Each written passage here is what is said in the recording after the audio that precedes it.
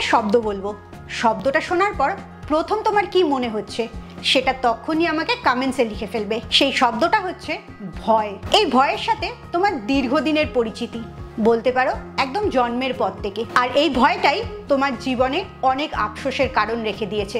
ভয়ের জন্য তুমি অনেক কিছু বলতে পারোনি, ভয়ের জন্য তুমি অনেক স্বপ্ন পূরণ করতে পারোনি, এমনকি আজকের ডেটেও তুমি ভয়ের জন্য মন খুলে বেঁচে থাকতে পারো না। আজকের ভিডিওতে জানতে পারবে এই ভয়টা শুরু হয় কবে থেকে, আজকে এই ভয়টা তোমাকে কি জায়গায় দাঁড় করিয়েছে, এবং সবচেয়ে গুরুত্বপূর্ণ এই ভয়টা থেকে তুমি বেরোবে কি করে। তাই তোমার যদি কোনো একটা কারণে ভয় থাকে অবশ্যই আজকের ভিডিওটা পুরো দেখো আর জীবন থেকে ভয়টাকে পুরোপুরি দূর করে দাও। কারণ মোটিভেশন উইথ সুকন্যার কাজই তোমাকে সব দিক থেকে বেটার পার্সন তৈরি করা, যাতে তুমি জীবনে কোনো আফসোস না রাখো। তোমার ভয়ের জার্নিটা শুরু করছি একদম শুরুর থেকে, সেই তুমি যখন ছোট বাচ্চা থাকছো তখন থেকে। ভেবে দেখো তো, ছোটবেলায় বাচ্চাদেরকে নানা রকম ভয় দেখানো হয় যাতে তারা রাস্তায় চলে না যায়, কোনো দুষ্টুমি না করে, তাড়াতাড়ি খেয়ে নেয় বা তাড়াতাড়ি ঘুমিয়ে পড়ে। তুমিও যদি আজকের ডেটে তোমার বাচ্চার সাথে এটা করো তাহলে আজকের ভিডিওটা পুরো দেখার পর আমি 100% কনফিডেন্ট তুমি আর সেটা করবে না। তো ছোটোর থেকেই আমাদের ভেতরে একটু একটু করে ভয়টাকে ঢোকানো হয়। তারপরে আমরা যখন স্কুলে যেতে শুরু করি, পড়াশোনা শুরু হয়, তখন অন্যরকম ভয় ঢোকানো হয় যাতে পড়াটা আমরা ঠিক করে করতে পারি। এবং তার মধ্যে মারাটাও একটা ভয়ের কারণ। মা বাবার কাছে মার খাবে, বকা খাবে, বা আরেকটা জিনিস খুব বলা হয় যে তোমাকে তোমার আশেপাশের লোকরা খারাপ বলবে, এই লোকের কাছে খারাপ হয়ে যাব, এই অনুভূতিটাও একটা বড় ভয়ের কারণ। এরপরে পরীক্ষায় ফেল করার ভয়, বন্ধুরা কি বলবে তার ভয়, কাউকে যদি পছন্দ হয় সেটা বাড়ির লোক যাতে না জানতে পারে তার ভয়, ভালো করে পড়াশোনা না করলে ভালো ভবিষ্যতে না দাঁড়াতে পারার ভয়, এর সাথে সাথে ভূতের ভয়, অচেনা লোকের ভয়, অন্য শহরে যাওয়ার ভয়, অন্য ল্যাঙ্গুয়েজ শেখার ভয়, আমি তো জানি না, বুঝি না, আমি কি করে পারবো।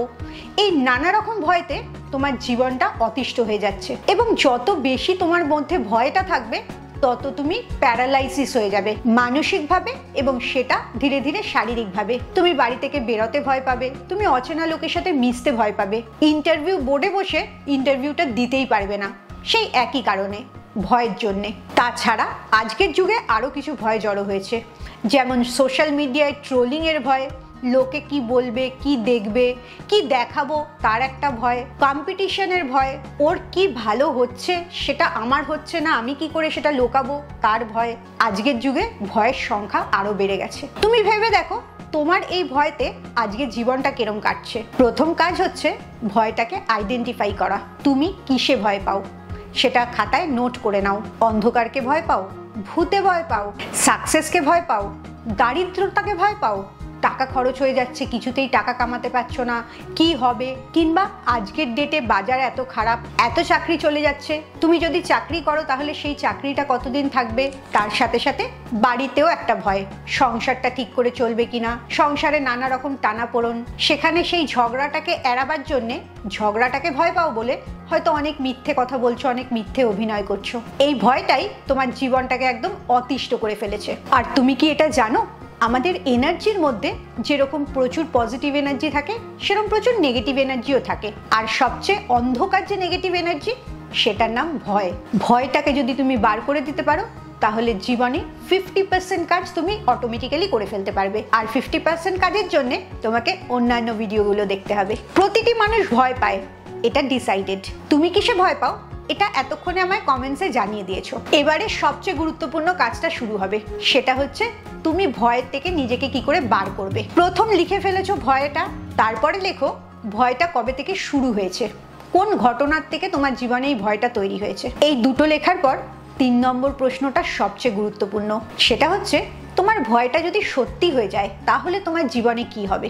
যেমন ধরো তুমি একটা পার্টিকুলার সাবজেক্ট নিয়ে পড়াশোনা করছো, তুমি সেটাতেই বড় হতে চাও, কিন্তু তুমি ভয় পাচ্ছ যদি এই সাবজেক্টটা নিয়ে তুমি পড়াটা শেষ করতে না পারো, যদি সেই গোলে তুমি পৌঁছাতে না পারো তাহলে কি হবে। কিংবা যারা হাউসওয়াইফ, বাচ্চার মা, তারা এরকম ভাবতে পারো যে তোমার ভয় তোমার বাচ্চাটা মানুষ হবে কিনা, ঠিক করে রোজগার করার নিজের পায়ে দাঁড়াতে পারবে কিনা। এবারে এই ভয়টার মুখোমুখি দাঁড়াও, যদি সত্যি সেটা না হয় তাহলে কি হবে। তুমি যদি তোমার কোয়ালিফিকেশন অনুযায়ী চাকরি না পাও তাহলে কি হবে, কিংবা তোমার চাকরি চলে গেলে কি হবে, তোমার বাচ্চা তুমি যেরকম ভাবে মানুষ করতে চাইছো সেরকম ভাবে মানুষ না হলে কি হবে। তুমি হয়তো চাইছো তাকে ডাক্তার বা ইঞ্জিনিয়ার বানাবে, অথচ তোমার বাচ্চা হয়তো ইউটিউবার বা কোনো মিউজিশিয়ান বা কোনো ডান্সারও হতে পারে। তখন কি হবে? প্রথম স্টেপই হচ্ছে ভয়টার মুখোমুখি দাঁড়ানো। কিংবা তুমি যদি ভূতে ভয় পাও, তাহলেও ভেবে দেখো ভূতটা যদি তোমার সামনে এসে দাঁড়ায় তাহলে তুমি কি করবে? কেনই বা তাকে এত ভয় পাচ্ছ? সবচেয়ে খারাপ যেটা হবে সেটা কি হতে পারে? 90% বার এটাই দেখবে, ভয়টা যদি তোমার মুখোমুখি দাঁড়ায় তাহলে তোমার কিচ্ছু হবে না, কোনো ক্ষতি হবে না। তুমি ভয়টার মোকাবেলা খুব সাহসের সাথে করতে পারবে। তোমার পছন্দের চাকরিটা না পেলে তুমি এমন একটা চাকরি পাবে যে চাকরিটা করতে থাকলে তুমি সেটাকে ভালোবেসে ফেলবে। কিংবা তোমার বাচ্চা হয়তো বা ডাক্তার ইঞ্জিনিয়ার হলো না, কিন্তু এত বড় মিউজিশিয়ান হলো, এত বড় ইউটিউবার হলো, এত বড় আর্টিস্ট হলো যে তোমার নামটা তোমার বাচ্চার জন্যই সারা পৃথিবী বিখ্যাত হয়ে গেল, যেটা ডাক্তার বা ইঞ্জিনিয়ার হলে কখনোই সম্ভব হতো না। তুমি যে মুহূর্তে নিজের ভয়টার সামনে দাঁড়াবে এবং সবচেয়ে খারাপ কি হতে পারে সেটাকে ভেবে নেবে, সেই মুহূর্তেই দেখবে তোমার ভয়টা পালিয়ে গেছে। তুমি যদি মনে করো ফেল করবে, ভেবে দেখো তুমি ফেল করলে তাতে কি হয়েছে? যে লোকগুলোকে ভয় পাচ্ছ, যে সমাজকে ভয় পাচ্ছ, সেই সমাজ তোমাকে মনেও রাখবে না। কারণ প্রত্যেকটা মানুষের নিজের জীবনেও অনেক ভয় আছে, সে তোমার ফেলিয়ার নিয়ে এক মুহূর্তের বেশি সময় দেবে না। তাহলে তুমি আসলে কাকে ভয় পাচ্ছ এটা তখনই বুঝতে পারবে যখন তুমি ভয়টার সামনাসামনি দাঁড়াবে। আর এই এক্সারসাইজটা করার পর তুমি বুঝতেই পারবে ভয়টা আসলে তোমার ভেতরে, বাস্তবে কোনো ভয়ের কারণ নেই। আর তখনই তোমার নতুন জীবনের জার্নিটা শুরু হবে। তুমি তখন পজিটিভ অ্যাফার্মেশন শুরু করবে। তুমি যে জায়গাটায় ভয় পাচ্ছ বা যে জিনিসটায় ভয় পাচ্ছ তার থেকে অনেক বেশি কনফিডেন্ট, এবং তুমি সব কিছু করতে পারো।